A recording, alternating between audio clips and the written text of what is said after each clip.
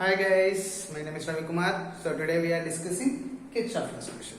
So let me discuss first what is the question. So state of Kirchhoff laws for an electrical network, and using these laws deduce the condition for balanced Wheatstone bridge. Okay, so he asked only state Kirchhoff laws, but if you are writing Kirchhoff first law, Kirchhoff second law also, that will be useful for this Wheatstone bridge also, and that impression also will be very nice. Okay, so Gustav Kirchhoff is a scientist name, and he is given that the Kirchhoff laws to find the small currents in the circuit. Okay, so for example, this type of circuit is there. So what is the small current that is flowing inside the circuit? That is what we are calculating with these two Kirchhoff laws. So Kirchhoff first law is also known as current law or junction law. Okay, so for example, if this A is a junction, so the sum of the current that is moving inside, for example, I1, I2 current is moving inside the junction. Then same I3, I4 current also will leave the current, will leave the junction. So that entering the junction, for example, this is the junction, entering the junction and leaving the junction currents are same. Okay, so that is what the Kirchhoff first law. So the algebraic sum of the current in the total circuit will be 0. So that means current entering, current leaving, total current will be 0. Just like same, Kirchhoff second law is also called as voltage law, or it is also known as loop law. That means the sum of the current entering into the circuit, sum of the voltage entering into the circuit and leaving the voltage is same. The algebraic sum of voltage must be 0. Okay, for balanced Wheatstone bridge condition, I am taking this is the circuit. So the circuit is connected like 4 unknown resistances that are PQRS. PQRS are the unknown resistances, and A, B, C, D are the junctions. A, B, C, D are the junctions. So always you know A, B, C, D junctions, the current is same. The sum of the current is same. You need to use these two laws. Okay, and battery is connected between A and D. Between A and D, battery is connected. Between B and C, galvanometer is connected. So this is the construction. Now I am using Kirchhoff first law and Kirchhoff second law, and I wanted to calculate the balanced Wheatstone condition. Okay, so let me discuss this. So here, this is the battery we are connecting. So the current that is moving inside. Okay, so current is entering here, and this is splitting like here is I1 current and here is I2 current that is moving inside. Okay, so we know that at A junction from Kirchhoff first law, Kirchhoff's first law, what we can say, that is at A junction, sum of the current that is entering into the junction is equals to, that is I1 plus I2 current. This is equal. Now at B junction, here is I1 current that is moving like IG current inside, and here is I3 current because I1, I2 have taken here.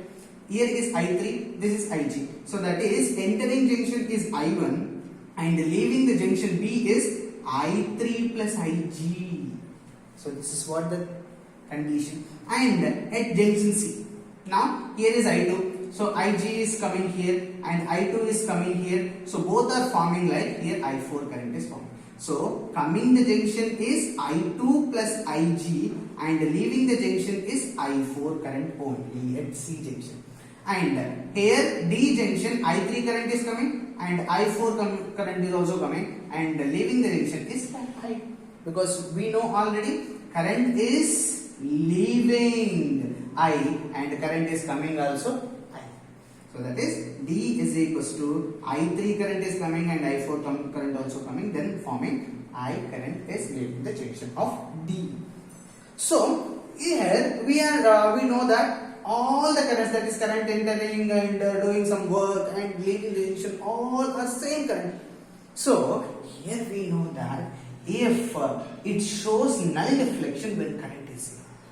So current entering and current leaving, all is same. So that it shows null deflection. So galvanometer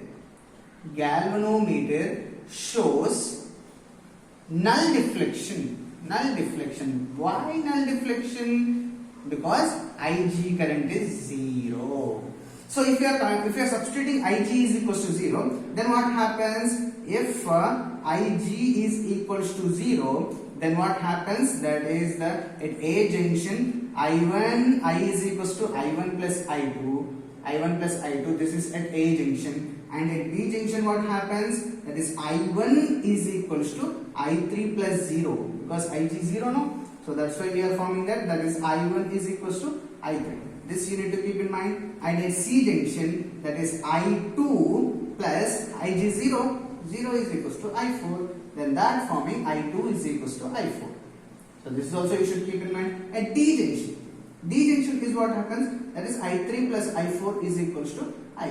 There is no Ig here. That's why we are taking it as it is. This one we are keeping it as it is. But these two are equal. Now I am using Kirchhoff's second law. So Kirchhoff's second law you need to focus more, because that is loop law. No? So from Kirchhoff's second law we are using from A, B, C, D. A, B, C, D, A loop. Okay. So we are starting from A and coming to B and coming to C and coming to here as it is A. So this is what the loop. Okay. So from A to B we are moving in this direction. Current also moving in the same direction. So we have to take it as negative. Okay. So that is we are moving in this direction. So from A to B the voltage. Okay. So that is from A to B the voltage is V1 for example. Okay. From this to this V1 for example. And from B to C, otherwise A to B we can take. Okay. And we are moving in this direction. Current also moving in the same direction. That is minus V, B to C. Okay. And we are moving from C to A. Current is moving in the opposite direction. So you have to take positive. So that is V from C to A is equal to 0. The sum of the voltage, that is algebraic sum of the voltage is 0. So that is why from A to B that V is nothing but from Ohm's law V is equals to IR. So V is equals to IR no? So that is I1P, that is minus I1P minus B to C. B to C is nothing but minus IgG plus V to C is nothing but that is I2 into R is equals to 0. So this is what the expression that we have from A, B, C, A loop. And I am taking next loop is this one. Okay. From loop B, D, C, B again. We are coming back to this one. So from this to this, that is minus voltage B to D, because we are moving in this direction, current also moving in the same direction. And from C to D, okay, D to C, from D to C we are moving, so that we are moving in this direction, current is opposite direction, so plus. Okay, from C to B we are moving in this direction upwards, but the current is moving in this direction, so plus again, plus V C to D is equals to 0. Okay, again Ohm's law is equals to V is equals to IR, so that is VBD, that means here is I3 current, resistor is Q, so that is minus I3Q plus here to here no, that is I4 current, and resistor is S, so that is I4 into S plus C to B, that is Ig current, galvanometer is the resistor is equals to 0. So these are the two expressions again, this expression and this expression. Okay, again I am taking that galvanometer deflections are 0. Galvanometer deflections are nil or null we can take. So we are taking this one as Ig current is equals to 0. So if you are substituting Ig current is 0 in this, so in this expression, so we are writing that minus I1P and next minus Ig0 into G plus I2R is equals to 0, that is minus I1P plus I2R is equals to 0, that is I1P is equals to I2R. This keep aside. So this one I am taking it as first expression. And from this expression, that is minus I3 cube plus I4s plus Ig is nothing but 0 into G is equals to 0, that is minus I3 cube plus I4s is equals to 0, that is I3 cube is equals to I4 into S. So this is, I am taking it as second expression. So I am dividing these two expressions because I want unknown resistances, no? So that's why I am taking that 1 divided by 2, that is equals to I1P divided by I3Q is equals to I2R divided by I4S. And we know the expression, that is I1 is equals to I3, I2 is equals to I4. Shall I substitute in the place of I1, I3 here? So that is I3 divided by IP divided by I3 into Q is equals to I4 into R and divided by I4 into S. So I4 gets cancelled, I3 gets cancelled. P by Q is equals to R by S.